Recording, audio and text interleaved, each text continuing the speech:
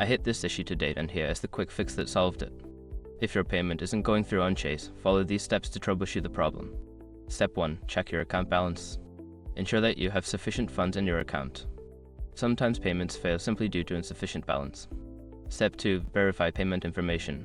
Double-check the payment details you entered, including the recipient's account number and routing number. A small typo can cause a payment to fail. Step 3. Review payment limits. Check if you've exceeded any daily or monthly payment limits set by Chase. If so, you may need to wait until the next cycle.